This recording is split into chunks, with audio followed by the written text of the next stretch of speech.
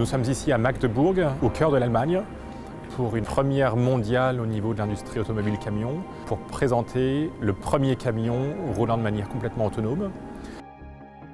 Ce que nous avons montré et démontré cet après-midi, c'est la fonction de ce qu'on appelle Highway Pilot. C'est une conduite autonome.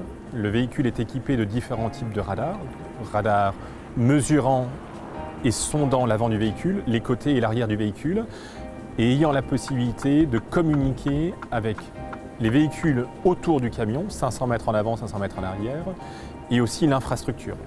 Et nous avons simulé différents types de situations. Une situation complètement courante.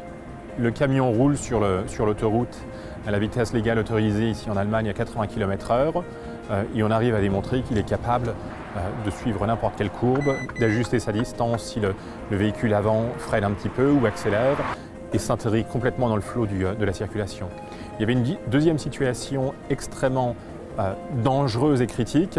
Un véhicule d'intervention de la police arrive, les véhicules doivent faire en sorte pour laisser de l'espace pour que le véhicule d'intervention puisse passer entre les véhicules.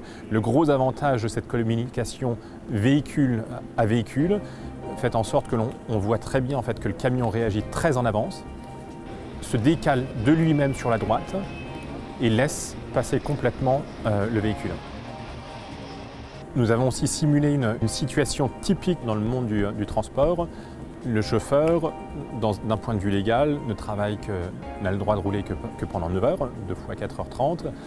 Et en fin de journée, il doit trouver une aire de stationnement pour pouvoir se reposer.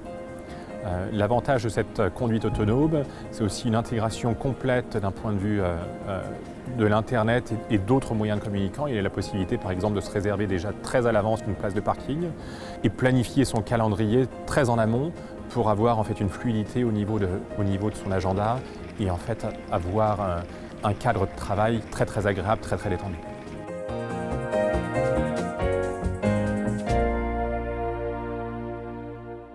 La conduite autonome a plusieurs intérêts. Un premier intérêt d'un point de vue rentabilité pour nos clients. Nous pouvons avoir une baisse substantielle de la consommation, de l'ordre de 5% avec ce type de conduite, puisqu'on peut éviter certains bouchons, avoir une meilleure fluidité de l'usage du camion. Un très gros avantage au niveau de la sécurité, puisque notre vision de ne plus avoir d'accident devient réalité avec cette conduite autonome. Et un troisième grand avantage, c'est une amélioration du cadre du travail de nos chauffeurs pour faire face à une pénurie en fait, du manque de chauffeurs, parce que le métier de chauffeur est quand même un métier très dur, et faciliter et rendre en fait, ce cadre de vie beaucoup plus agréable et améliorer en fait, les compétences du chauffeur pour faire face à ce besoin en fait, de très bons chauffeurs. Nous estimons qu'il va nous falloir encore à peu près 10 ans pour pouvoir amener à bout en fait, ce projet de pré-série sur une série pour différentes raisons. La première raison, et ce qui demandera relativement longtemps, c'est d'avoir un cadre législatif mondial et européen qui puisse nous autoriser à utiliser ce type de technologie dans nos infrastructures actuelles. Après, il faudra certaines modifications au niveau de l'infrastructure et puis après, un camion doit être équipé pour 1,2 million de kilomètres. Il va falloir intégrer toute cette technologie de radar et de mesure en fait, au niveau de cette conduite autonome et c'est ce que nous estimons comme plausible.